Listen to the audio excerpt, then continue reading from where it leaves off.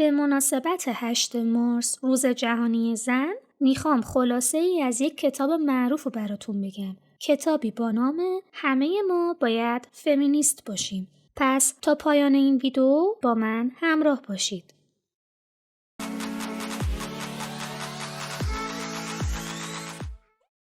سلام، به چنل با من مطالعه کن خوش اومدین. من سایه هستم و در این اپیزود میخوام درباره فمینیسم صحبت کنم. پیش از این در پلیلیست زنان و جنسیت از کانال خودم ویدیوهای مختلفی ساختم که معرفی و خلاصه کتاب زنان نامرئی از اون مجموعه خیلی مربوط به صحبت‌های امروز من.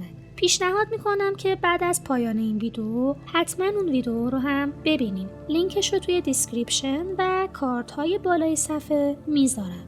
البته یه تذکری هم بدم، اینکه من از کتاب نقل قول میکنم و این کتاب رو براتون خلاصه میکنم، ولی لابلاش سری مثال هایی از محیط پیرامونم هم میزنم که الزاما این مثال ها توی کتاب نیست. خب شروع کنیم. کتاب همه ما باید فمینیست باشیم تونست جایگاه ویژه‌ای بین کتاب‌های حوزه مطالعات عمومی جنسیت برای خودش به دست بیاره و عنوان یکی از پرفروش‌ترین کتاب‌های آمازون در این زمینه رو به خودش اختصاص بده. در دسامبر سال 2012 نویسنده این کتاب که یه خانم نیجریه‌ای هست و اسم خیلی سختی داره، من فقط یه تیکه کوچیکی از فامیلش رو میگم، خانم آدیشی یه سخنرانی میکنه در برنامه تد ایکس. کتاب همه ما باید فمینیست باشیم نسخه اصلاح شده حرفای اون سخنرانیه. ببینین برنامه تد تاک یا همون تد خالی با برنامه تد ایکس فرق میکنه. توی اون اولی معمولاً متخصصان خفن رو میارن که سرشناسن، ولی توی دومی آدمای جدید و کمتر شناخته شده یا میارن که ایده های پرشور خودشون رو با ملت به اشتراک بذارن. و خب همونطوری که از ظاهر کار پیداست، برنامه تد ایکس فرصت‌های بیشتر و متنوع‌تری رو برای مردم به وجود میاره تا بتونن بیان حرف خودشون رو بزنن. توی این نشست خانم آدیشی با لحن صمیمی و طنز خاص خودش یه سری مفاهیمی رو مطرح میکنه و اینکه چرا در دنیای امروز فمینیسم اهمیت داره و میاد با یه سری خاطرات شخصی شروع میکنه که اصلاً اهمیتی نداره کجای کره خاکی زندگی میکنیم. به عنوان یک زن حداقل یکی از این تجربیات مشابه رو داشتیم. اگرم تجربه حضور در روم‌های کلاب هاوس مخصوصا اتاق آنتی فیمینیستا رو داشته باشین که اصلا نگم براتون دلم خونه. No! God, please, no! No! No! No! نویسنده میاد با این خاطره شروع میکنه که اولین بار که فمینیسم به گوشش خورد، لحن و چهره گوینده سخن یه جوری بود که انگار داره فحش میده. I don't remember what this particular argument was about. But I remember that as I argued, Okoloma looked at me and said, "You know, you're a feminist." It was not a compliment. I could tell from his tone, the same tone that you would use to say something like, "You're a supporter of terrorism." تصوراتی مثل این که فمینیستا زشتن، فمینیستا زنایین که شوهر پیدا نکردن، فمینیستا مرد ستیزن و اوج خلاقیت مردان هموطنم اینه که به فمینیسم بگن پهنیسم. البته بلا نسبت همه رو منظورم نیست، خودتون میدونین منظورم چه گروهیه. خدا بس دیگه. و حتی مورد داشتیم که طرف چون فرزند پسر نداره تا دختر داره اومده گفته که من خیلی فمینیستم. حتی توی انیمه گینتاما یک کاراکتر پدوفیلی هست که دنبال دخترای نوجوانه. هرچند بهش میگن آقا خرس گنده خجالت بکش از قد و هیکلت، میگن نه من زنهای جوان و زیبا رو دوست دارم چون فمینیستم. ロリコンも大概にしてくださいよ先輩。ロリコンじゃありません。フェミニストです。ロリコンじゃないフェミニストです。じゃない騎兵隊参謀竹地変平太です。変態だと高杉の回し者か。変態じゃないフェミニストです。 اما واقعیت چیه؟ فمینیسم اصلا این چیزایی که اون موقع تا حالا دارم میگم نیست. این اسم به معنای تلاش برای احقاق حقوق زنان و رسیدن به برابری جنسیتیه. چیزی که من زیاد دیدم بین مردم رایجه اینه که فرق فمینیسم از فمینیست رو نمیدونن. ببینید خیلی ساده است. فمینیست شخصه، فمینیسم یه نهله فکریه، یک جریان فکری سیاسیه. این دوتا یکی نیستن. فان فکت، اولین بار که کلمه فمینیسم رو استفاده کرد برای توصیف چنین پدیده‌ای توسط مردان انجام شد. یعنی این کلمه رو حتی خودمونم نساختیمش. بگذاریم برگردم به محتوای کتاب. نویسنده میگه که فمینیست بودن به معنی این نیست که دنبال برتری زنان بر مردان باشی، بلکه فمینیسم به معنی اینه که حق و حقوق زنان در تمامی زمینه‌ها، اعم از اقتصادی، فرهنگی، اجتماعی، ادبی یا حتی توی زندگی مشترک مورد توجه قرار بگیره. راستی میدونستین از سالها پیش در ایران ما یک پیج و هشتگی داریم به عنوان چرا به فمینیسم نیاز داریم؟ آیدی تلگرامش اگه کنجکاوین روی صفحه دارم نشون میدم، توی دیسکریپشن هم گذاشتم. یادداشت‌ها و نوشته‌های خانم نجم واحدی توی این کاناله که خوندنش میتونه براتون جالب باشه، مخصوصا مطالب مربوط به کار خانگی و روز دختر رو خوندنش رو خیلی بهتون پیشنهاد میکنم. یادآوری میکنم که اگر تازه به چنل یوتیوبم اومدین، خوشحال میشم که با سابسکرایب کردنم چنلم رو دنبال کنید. با فعال کردن گزینه زنگوله میتونین از محتوای جدید چنلم با خبر باشین. خب برگردم به محتوای کتاب.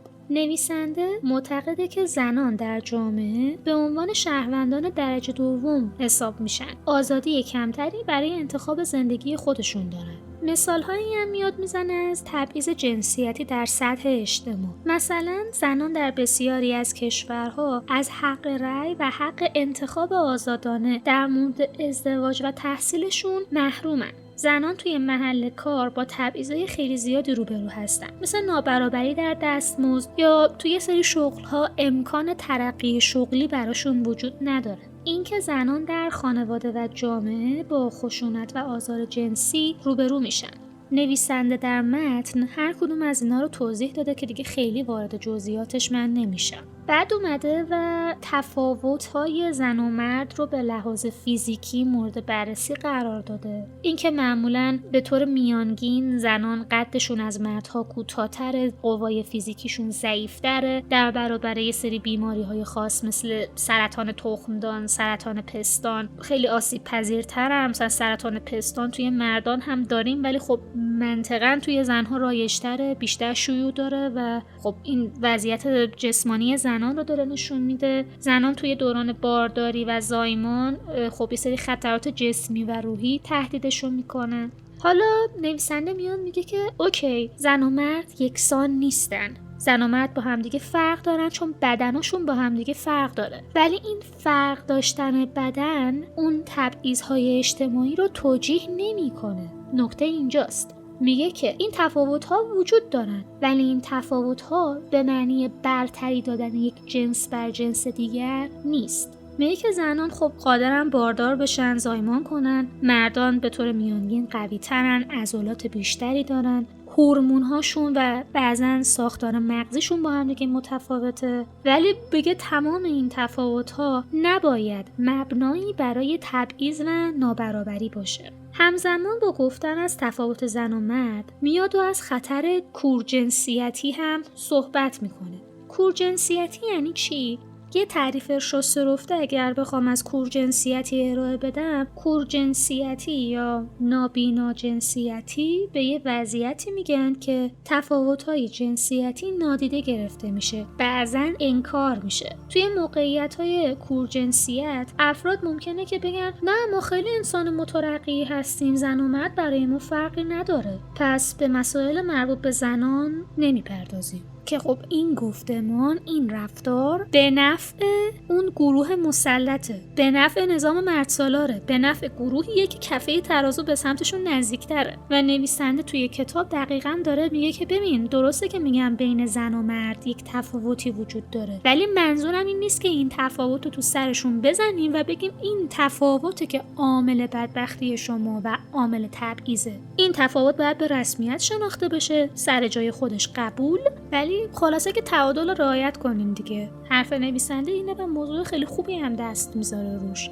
اتفاقا در ویدئوی زنان نامرئی خیلی دربارش صحبت کردم. اصلا این کتاب کامل در مورد همینه، اینکه کورجنسیت نباشیم. این کورجنسیت بودن در طول تاریخ باعث شده که زنان نامرئی بشن، نادیده گرفته بشن، نیازهاشون اصلا به هیچ جای آدم حساب نشه و این بده، این آسیبزاست که توی اون ویدیو حسابی در موردش توضیح دادم. حتما اون ویدیو رو ببینین و کتاب زنان نامرئی رو بخونین. پس من یه دقیقه از کتاب فاصله میگیرم که فقط این تیکه صحبت خودم رو جمع‌بندی کنم. کورجنسیتی میتونه پیامدهای منفی متعددی داشته باشه. اینکه تبعیض‌های جنسیتی نادیده گرفته میشه، کلیشه‌های جنسیتی رو میتونه تقویت کنه و حتی بعضاً دامن بزنه به اون تصورات نادرستی که در مورد زنان و مردان وجود داره. پیامد منفی دیگه اینه که میتونه یک مانع باشه حتی برای تحقق برابری جنسیتی، چون شما تبعیض رو نمیبینید و تفاوت‌ها رو نمیبینید، به این نتیجه میرسید که اصلا مشکلی وجود نداره، صورت مسئله‌ای وجود نداره، پس برای چی باید مثلا چیزی حل بشه؟ مشکلی وجود نداره. خلاصه که این کتاب زنان نامرئی رو حتما بخونین و اون اپیزودی که برای ساختم رو حتما ببینین، چون به شدت به این بخش کتاب مرتبطه. برمیگردم به کتاب. خانم آدیشی به طور مکرر به تقسیم بندی های دوگانه توی جامعه انتقاد وارد میکنه. مرد، زن، خوب، بد، قوی، ضعیف. میگه این تقسیم بندی ها محدود کننده است و به برابری زن و مرد آسیب میرسونه. یکی از مباحث دیگه‌ای که توی این کتاب بهش پرداخته میشه بحث نقش‌های سنتی جنسیتی و اینکه توی اون نظام دوگانه، این دوگانه انگاری‌ها، این باید و نبایدهای اجتماعی هم به زنان داره آسیب میزنه هم به مردان. میگه که نقش‌های سنتی جنسیتی به مردان و زنان دیکته میشه. مثلا مراقبت از فرزندان برای زنان دیکته میشه و کار کردن برای مردان. این شرایط رو نقد میکنه و میگه که این نقش ها، این محدودیت ها، این دوگانه انگاری ها، این مرزای سفت و سخت کشیدن مانع پیشرفت زنان و مردان میشه. بسیار آسیبزا هستن. از یه سمتی خب آسیب های جسمی و روانی داره، اینکه زنان از سن کم تحت فشار هستن از سمت خانواده و جامعه که شما درس هم خوندی، اوکی، شغلم پیدا کردی، خیلی عالی، ولی تو باید مادر بشی، تو باید همسر بشی، تو بالاخره یک انسانی باشی که بگیم اوکی بالاخره به کمال رسیده. و زنان زیادی واقعا سر این داستان تحت فشارن. زنان زیادی هستن که یا به خاطر انتخاب خودخواسته خودشون که بچه نمیخوان، یا به خاطر اینکه حالا یا شخص خودشون یا پارتنرشون، همسرشون نمیتونن از همدیگه بچه دار بشن، از سمت جامعه بسیار تحت فشار روانی شدیدی هستن که پس بچه گو، پس به چه دردی میخوره، پس این رابطه به چه دردی میخوره. اصلا این وحشتناکه که شما کل هویت یک انسان رو فقط بخوای به یک عضو بدنش یا به یک نقش مادری تقلیل بدین. مسیرهای پیشرفت شغلی و تحصیلیش رو بخوایم محدود کنین. متاسفانه اقیانوس مثالها در جهان مرد سالاری که الان توش داریم زندگی میکنیم انتها نداره. تا روزها میتونیم بشینیم در موردش صحبت کنیم که بیشتر از این وقت ویدیو رو بهش اختصاص نمیدم، ولی خوشحال میشم که تجربه و نظر خودتون رو هم در این زمینه تو کامنت ها برای من بنویسین. اتفاقا موضوعی که الان داشتم براتون مثال میزدم دقیقاً توی خود کتاب هم بهش پرداخته شده. نویسنده اومده و اون هنجارهای جنسی رو در جامعه مورد انتقاد قرار داده. میاد و اون انتظار جامعه از این که خب پس کی ازدواج میکنی، کی بچه دار میشی، اومده این هنجار جامعه رو مورد انتقاد قرار داده، چون این قضیه داره روی زنان و مردانی که به هر دلیلی به این قضیه پایبند نیستن فشار بی‌نهایت زیادی رو وارد میکنه. یکی از مثالهایی که از جامعه ایران برای این بخش میشه آورد و توی سالهای اخیر خیلی سر و صدا کرده بحث ازدواج سفیده. ازدواج سفید با تاریخچه و معنیش و اینا کاری ندارم. فعلا من از این منظر بهش نگاه میکنم که رابطه یک زن و مرد زیر سقف با یکدیگر بدون اینکه با هم ازدواج کرده باشن. توی همچین مملکتی که هیچ حمایت قانونی برای قربانیان خشونت خانگی وجود نداره، توی مملکتی که دسترسی به سقط جنین و پایان دادن داوطلبانه به بارداری وجود نداره. توی کشوری که اوکی من یک مادر مجردم، شوهر ندارم، ولی میخوام بچه‌مو به دنیا بیارم خودم بزرگش کنم. خب این بچه اصلا امکان شناسنامه گرفتن نداره. با تمام این ریسک ها و خطرها ما جوانان خیلی زیادی داریم که ازدواج نکرده دارن با هم زندگی میکنن و ممکنه برای شما سوال پیش بیاد که خب مگه مغز خر خوردن؟ مسئله اینجاست که به دلایل اقتصادی، به دلایل قانونی و یه سری دلایل فرهنگی و حتی یا هیچ کدوم از این دلایل به دلایل مثل آزادی فردی، این حق یک انسانه که اصلا به شما چه ربطی داره، من میخوام برم با خودم زندگی کنم، شما اصلا چی کاره منید. ولی باز هم با تمام مزایاش و با تمام معایبش میخوام بگم که تو همچین شرایطی کسایی که ازدواج نکرده دارن با شریکشون زندگی میکنن، با پارتنرشون زندگی میکنن، خیلی وقتا مجبورن رابطه‌شون رو از دوست و فامیل و حتی همسایه ها قایم کنن. چون ممکنه مستاجر باشن و صابخونه اونا رو بندازه بیرون، ممکنه اون خانواده رگ غیرتشون بزنه بیرون و یه بلایی سر اون زوج بیارن و هزار تا بلا ممکنه سرشون بیاد. و باز هم اقیانوس مثال در این مملکت پایانی ندارد. من سعی کردم خیلی مختصر و مفید این کتاب رو بهتون معرفی بکنم. این کتابیه که من برای دخترعمه 12 ساله خودم هم هدیه دادمش. یه کتاب نیم سانتی باریک و بسیار روان و راحت خونه، زن و مرد هم نداره. به هر کسی که دوستش دارین اگر میخواین یه کتاب هدیه بدین، در صورتی که این کتاب رو نخونده باشه میتونم بهتون پیشنهاد بدم که این کتاب رو میتونین به عنوان هدیه برای عزیزتون تهیه کنین. گفتم متن بسیار روان و بسیار قابل خوندنی داره، حجمش خیلی کمه، قیمتش مناسبه و برای هر قشری و هر گروه سنی هم کتاب مناسبیه، چون اصلا محتوای سنگینی نداره. مرسی که منو شنیدین و تا پایان اپیزود همراه هم بودین. خوشحال میشم که نظر و دیدگاه های شما رو توی کامنت ها بخونم. با لایک، کامنت و سابسکرایب میتونین از کانالم حمایت کنین. من با کمک حمایت های شما میتونم محتوای با کیفیت تری بسازم. خوشحال میشم که این موضوعات رو با دوستاتون هم به اشتراک بذارین، ویدیوها رو برای اونا هم بفرستین. اگر هم کتابی پیشنهاد دارین که برای این پلیلیست مشخصا روش کار بکنم، اسمشو تو کامنت ها برای من بنویسین. من حتما اون کتاب رو خواهم خوند و براش ویدیو خواهم ساخت. و باز هم 8 مارس سالگرد مبارزه برای برابری جنسیتی و مبارزه زنان رو به همه شما مخاطبین عزیز تبریک میگم. سربلند و پیروز باشید. روزگارتان خوش. This is a man's world. This is a man's world. But it wouldn't be nothing